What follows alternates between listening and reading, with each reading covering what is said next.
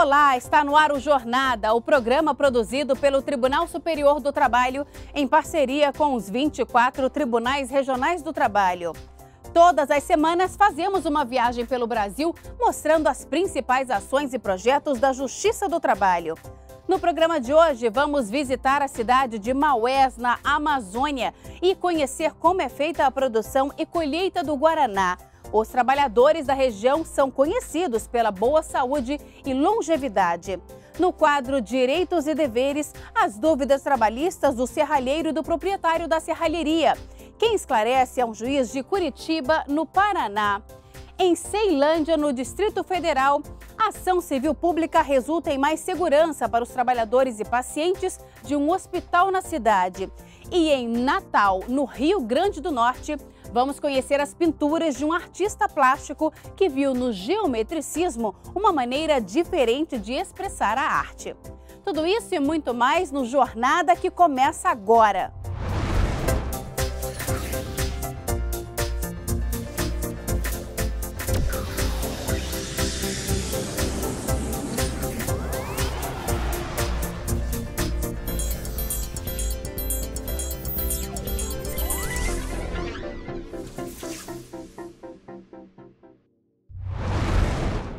Em Maués, às margens do rio Amazonas, vive um povo trabalhador e com muita saúde e longevidade. Toda essa disposição vem de um fruto muito conhecido, o guaraná. O repórter Rafael Porfírio foi até lá para conhecer o dia a dia dos guaranalistas da floresta. Veja só. Conhecido pelas praias de areia branca ao longo das águas negras dos rios da Amazônia, o município de Maués, localizado dentro da floresta a 350 quilômetros de Manaus, também é famoso pelos pequenos frutos vermelhos que deram início a um gigantesco negócio, o consumo do guaraná. Colher a matéria-prima para a fabricação dos refrigerantes consumidos no país é o trabalho do agricultor Zildo, ou guaranalista, como é chamada por aqui a pessoa que retira o fruto do pé. Zildo, você trabalha aqui no Guaranazal durante quanto tempo? Você chega que horas aqui? Chega às vezes 5h30, 6 horas da manhã. Aí a gente pega no tranco que é das 7 horas às vezes. Aí para 11h30, meio-dia. Aí a gente almoça e descansa um pouco, aí depois a gente pega de novo no trabalho de novo, no trabalho. Aí quando você chega aqui, a primeira coisa é dar uma olhada nos pés. Quando a gente vem para apanhando, a gente vem para apanhando. A gente apanha só aquele que está aberto. E para tirar o fruto do pé na plantação de guaraná, além do boné, camisa com manga comprida e luvas são necessárias. Antes eu trabalhava sem a luva, né? Aí ficava tudo amarelo aqui, meu irmão. Porque mancha a semente? Aí mancha, essa coisa aqui, ela mancha tudinho. Ah, tá. Essa semente aqui. Então, na verdade, é todo o processo. Primeiro você tem que tirar a casca. Uhum. E esse negócio branco, aí fica só o caroço. Ah, só o caroço. Uhum. Entendi. Aí isso aqui, na verdade, que sai. que Isso mancha. aqui que dá a nó, né? Então por isso tem que usar a luva. Tem a luva. Então Assim você participa de todo o processo? É todo o processo aqui. Eu participo, mas outro rapaz. E essa energia toda, porque eu vejo aí manhã, tarde, às vezes até um iniciozinho da noite, que te dá energia para trabalhar todo esse horário. Guaraná que a gente toma de manhã cedo, né? O primeiro café que a gente toma em casa é o guaraná ralado. A população de Maués herdou dos índios o hábito de tomar guaraná misturado na água pelo menos uma vez ao dia. Nos mercados da região é vendido guaraná em pó, mas Dona Almira prefere o método antigo, triturar as sementes torradas de guaraná. Você de casca, uma sementinha dessa aqui, ó, tá com a casquinha aí, ó. Aí é só você descascar ele, aí tira essa semente de tira a casquinha de cima. Assim, ó. Ah. Aí tira, põe aí nesse saquinho ou num guardanapo e você pode bater. Aí bate com uma coisa pesada para machucar. Depois de machucado você tira, põe no copo, põe a água e tempera e toma. E é essa bebida que ela prepara para a família todas as manhãs que dá energia para o marido passar o dia selecionando caroços de guaraná para serem torrados no forno de barro. Seu Salim tem 60 anos, mas trabalha no cultivo do guaraná desde os 18. O guaranazal dele não ultrapassa 2 hectares. Por safra, são aproximadamente 200 quilos de sementes torradas que são vendidos para empresas. O senhor vende por semana, por dia, por mês? Ou depende da colheita? Depende da colheita. A gente colhe tudo para poder vender de uma vez. Que é para poder ver um trocadinho melhor para repartir com os filhos, com a mulher. Aí a gente comprou alguma coisa para a gente, né? Seu Salim é um dos mais de 3.000 pequenos agricultores que contribuem para cerca de 180 toneladas anuais de guaraná que são vendidas em Maués. Quando o senhor termina o trabalho, vai descansar ou o guaraná ainda deixou aquela energia no senhor? Deixou energia. Põe um sonzinho ali para tocar e pega a coroinha aí, a gente põe para dar uma forrosadazinha para não encravar as molas mesmo. O senhor acredita que o guaraná traz essa longevidade que todo mundo fala? Traz. Ele é bom demais mesmo. Até inclusive, olha, faz tanto tempo que eu não sei nem que é tomar remédio nenhum para alguma coisa. Guaraná pode ser uma das explicações para seu Salim e a população da região terem tanta disposição para trabalhar na terceira idade. Pela internet, conversamos com Euler Ribeiro, médico pesquisador e diretor da Universidade Aberta da Terceira Idade da Universidade do Estado do Amazonas. Desde 2007, ele pesquisa as possíveis causas da longevidade em Maués. Mais de 1.800 idosos da região já foram estudados. Nós fizemos o perfil do idoso da cidade de Manaus e fizemos também do município de Maués. Eles têm menos hipertensão, têm menos diabetes, têm menos demência. Eles caem muito mais lá por causa do meio ambiente. Sobem e descem aqueles barrancos, as raízes, entram e saem das canoas. Só com uma diferença, que os velhos aqui que caem, quebram. E eles lá caem e não quebram, porque não tem osteoporose. O modo de vida ativo do ribeirinho, a alimentação e o guaraná estão entre as principais razões. Além disso, de acordo com Euler Ribeiro, 67% dos 180 idosos que fizeram exames de DNA têm no organismo células com uma substância conhecida como marcador genético para longevidade, entre outras substâncias rejuvenescedoras. No processo natural do envelhecimento, você perde a força muscular por causa da sarcopenia, que nada mais é do que a perda da elasticidade, da contratilidade da fibra muscular. O guaraná não permite que a sarcopenia se instale. O guaraná é anticarcinogênico comprovado com pesquisa científica e publicado pela nossa equipe. Ele protege contra o câncer. O guaraná permite a entrada na célula da glicose, na ausência da insulina.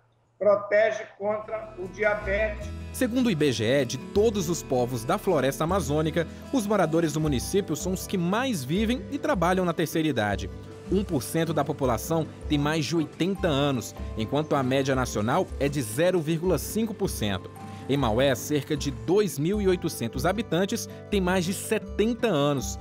E se engana quem pensa que na cidade os mais idosos são debilitados. O número de aposentadorias chamou tanto a atenção do INSS que por 2 anos seguidos, auditores da Previdência estiveram aqui em Maués para saber se havia algo de errado. De casa em casa, eles visitaram idosos com mais de 70 anos e constataram que todos estavam bem vivos. Tivemos a grata surpresa de que não havia ali uma situação de fraude generalizada. Na verdade, as pessoas em Maués já têm uma perspectiva de vida que é aquela que todos nós brasileiros no restante do país almejamos, que é viver cada vez mais, cada vez até uma idade maior e cada vez com maior qualidade. Hugo explicou por que aos 76 anos ainda continua trabalhando neste mercado no centro de Maués. Por que o senhor não pediu a aposentadoria no período certo? É porque eu confiei no meu trabalho, que eu não ia precisar de aposentadoria, entendeu? Estava com disposição. Com disposição e estava com a situação bem, né? Minha situação era boa, era estável, né? Aí por isso eu não liguei para isso aí.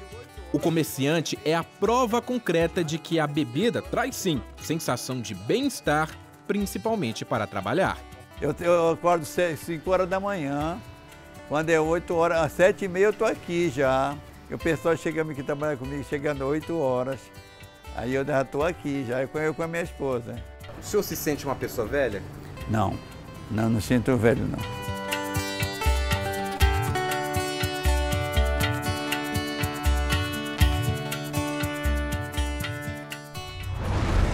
Vamos agora fazer um giro pelo Brasil para acompanhar algumas decisões de destaque.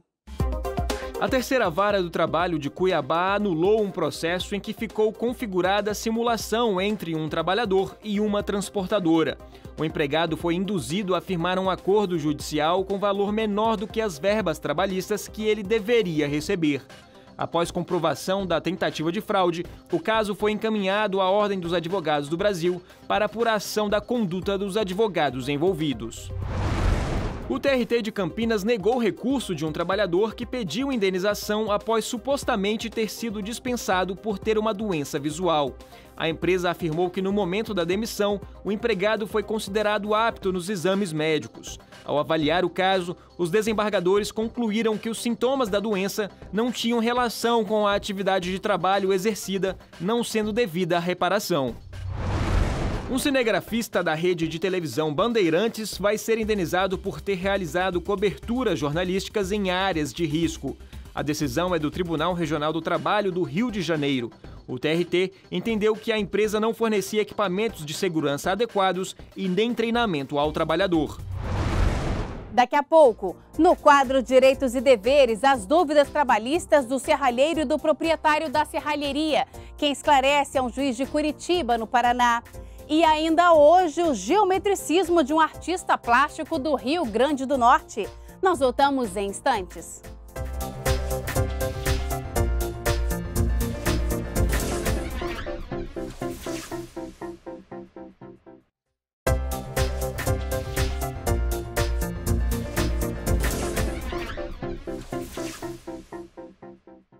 Vamos saber o que os tribunais têm feito para melhorar a atuação da Justiça do Trabalho? Chegou a hora do JT em ação. Com o objetivo de aprimorar os serviços oferecidos via internet, o TRT do Ceará realiza pesquisa de opinião para magistrados, servidores, advogados e comunidade avaliarem a qualidade do sistema do processo judicial eletrônico e do site do tribunal. Podem ser analisadas a estabilidade e a facilidade de uso dos serviços. O link para acesso à pesquisa está disponível até o dia 26 de fevereiro no endereço www.trt7.jus.br. Em 2015, mais de 90% das decisões finais do Tribunal Superior do Trabalho foram publicadas no prazo de 10 dias após a sessão de julgamento. Assim, o TST superou a meta que antes era aumentar o índice de publicações para 88% nesse prazo. O resultado é atribuído a um planejamento integrado, envolvendo diversas unidades do tribunal. A seção de análise documental do TRT da Bahia realizou o pagamento de quase R$40 mil a 23 trabalhadores com créditos trabalhistas a receber. Os processos estavam em arquivos provisórios e foram concluídos com o pagamento dos débitos pelos devedores ou com a penhora de bens para leilão. Todo mundo sempre tem alguma pergunta sobre a legislação trabalhista.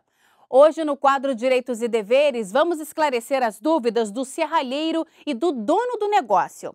Nosso convidado é um juiz de Curitiba, no Paraná. Acompanhe. Gostaria de saber se a atividade metalúrgica é considerada insalubre.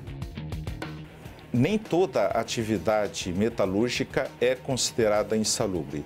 Tudo depende do que o trabalhador faz no ambiente do trabalho. A NR15, uma das normas regulamentadoras do Ministério do Trabalho e Emprego, estipula uma a uma quais são as atividades e as condições necessárias para que se reconheça que aquele trabalho é insalubre. Então, será necessário uma avaliação do ambiente de trabalho, avaliação essa que é realizada pelo chamado PPRA, Programa de Prevenção aos Riscos Ambientais. Um médico ou engenheiro do trabalho ou um técnico especializado vai até o ambiente e verifica quais são os agentes insalubres que existem naquele ambiente, faz as medições como de ruídos, poeira, radiações, agentes químicos que que estejam no local, solda e quaisquer outros elementos existentes no local para verificar quais trabalhadores estão sujeitos a esses agentes insalubres.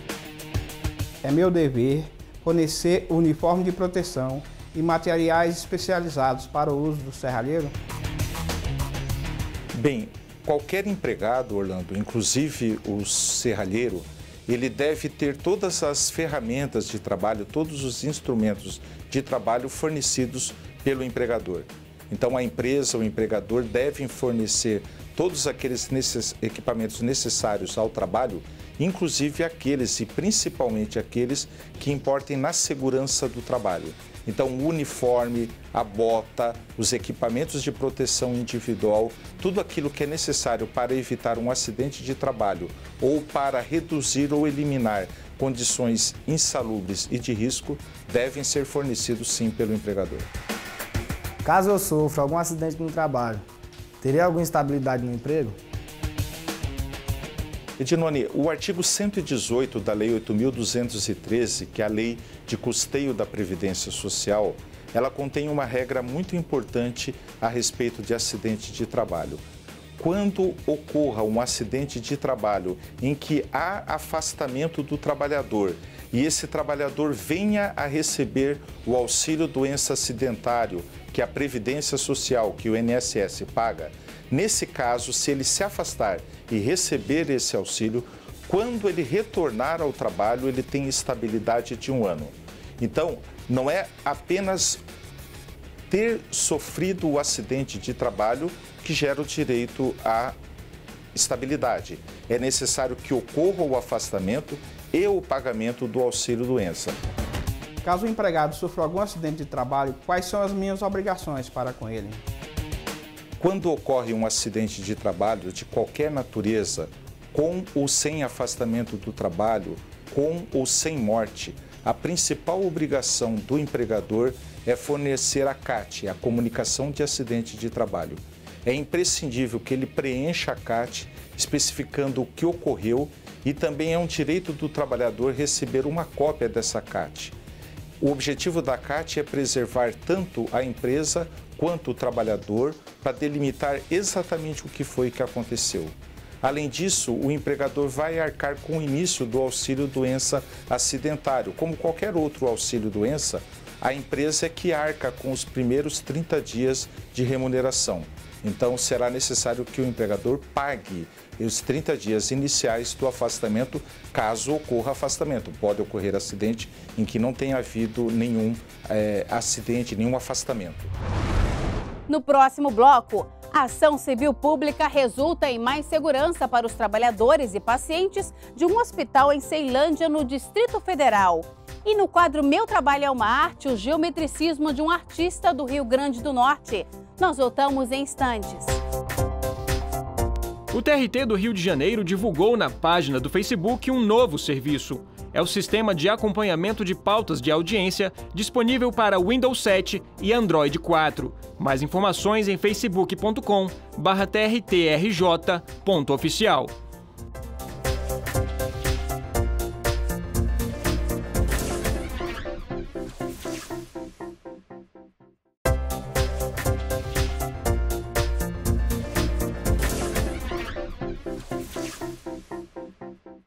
Uma ação civil pública em curso na 4ª Vara do Trabalho de Taguatinga, no Distrito Federal, teve resultado inovador. As caldeiras do Hospital Regional da Ceilândia, que estavam com a vida útil vencida e tinham risco de explosão, foram interditadas. Para resolver o problema e garantir a saúde de pacientes e trabalhadores, a Justiça do Trabalho interveio com diálogo, parceria e gestão pública inteligente. Veja só o estado dessas duas caldeiras, totalmente deterioradas e estavam poluindo o meio ambiente.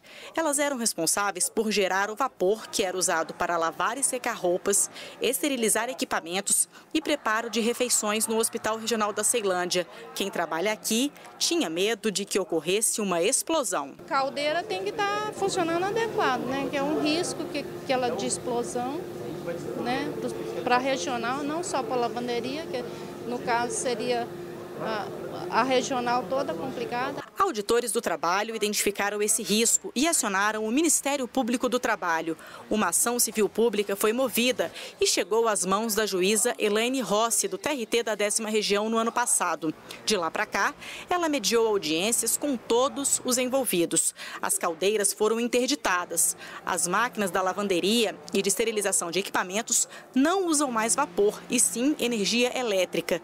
Tudo isso garantido por meio de um convênio entre o hospital e a Universidade Católica, que, em troca de poder treinar os estudantes de medicina na unidade, fez esses investimentos. O restaurante, que é terceirizado, passou a usar gás GLP. É o resultado da soma de mediação, diálogo, criatividade, parceria e gestão pública inteligente. O meio ambiente não sofre mais a agressão da poluição das caldeiras. Também tem as pessoas que aqui trabalham e todas aqui que circulam no hospital, que hoje a atividade da lavanderia é bem mais fácil de ser feita e ninguém corre risco.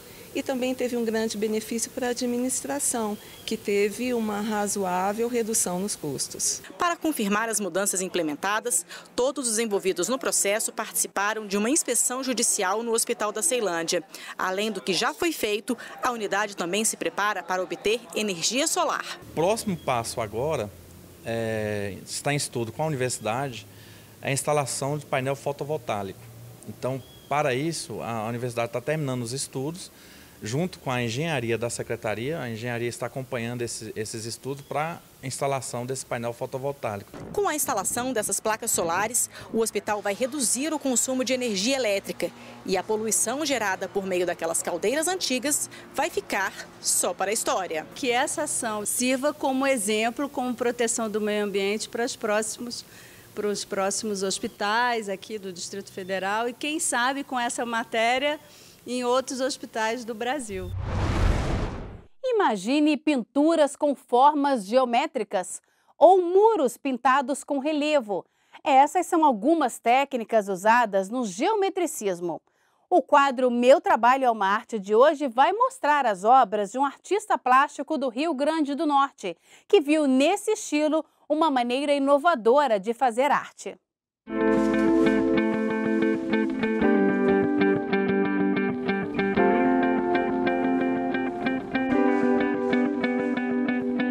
Olá, eu me chamo Marcos Andruchak, sou artista plástico, trabalho com arte, design e hoje eu vim mostrar um pouquinho do meu trabalho para vocês.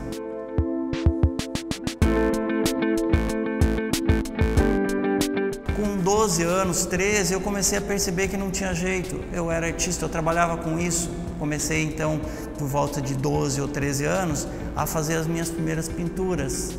Comecei inicialmente com estilo impressionista, testei vários outros estilos. No final eu trabalhava muito com o realista, depois com o surrealista, que foi o que eu acabei gostando, mas bem no início. Até que eu percebi que muita gente fazia aquele trabalho e que eu precisava desenvolver uma técnica que fosse só minha, ou que alguém reconhecesse o meu trabalho sem ter que olhar a assinatura, sem ir lá e ver Andruchak do lado, não, olhando simplesmente. E ali eu passei pela primeira, segunda, terceira e minha quarta fase, ou hoje está quase que na quinta fase, eu diria, que é esse geometricismo onde o trabalho tem uma série de elementos que formam o que ele é hoje.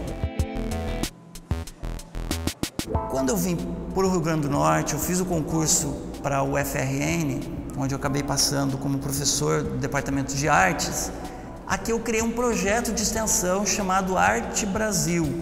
Surgiu da ideia de trabalhar com alunos ou com comunidade essa questão da arte. Quando eu vi a empolgação daquelas pessoas participando, quando eu vi trabalho sendo construído com aquelas várias mãos e no final as pessoas tendo gostado muito do resultado, eu também acabei me apaixonando por isso e desse jeito nasceu o projeto Arte Brasil, que inicialmente era com pintura e aos poucos a gente foi incorporando, foi passando a trabalhar com relevo. No início a gente trabalhava sempre com artistas e aos poucos a gente foi mudando. Então Hoje a gente consegue trabalhar, fazer esse mesmo trabalho com pessoas que nunca pegaram o pincel na mão antes. Quer dizer, qualquer pessoa pode participar, independente da idade. Acaba, por assim dizer, deixando a cara das pessoas que participaram ali estampada, deixa aquela coletividade estampada no trabalho de arte, onde as pessoas passam a apreciar, não como uma obra de Andrew Shark, mas sim como uma obra coletiva daquele pessoal que participou. Isso é muito interessante.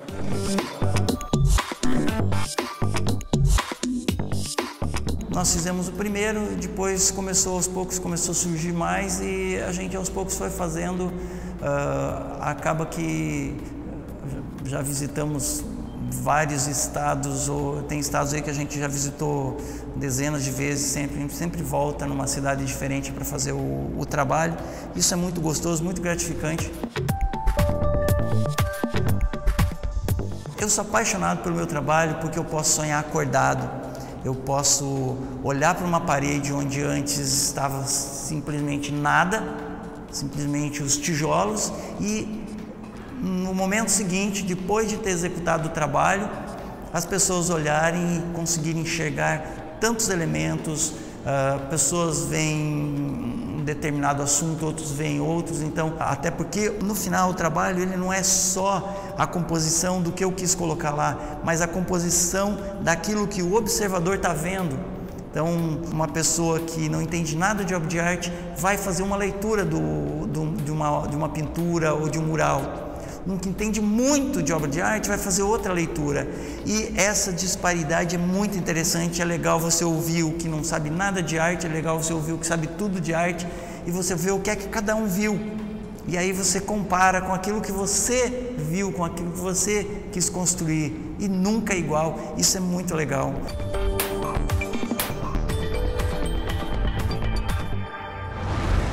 E o Jornada de hoje termina aqui. Na semana que vem temos um novo encontro. Muito obrigada pela companhia e até lá.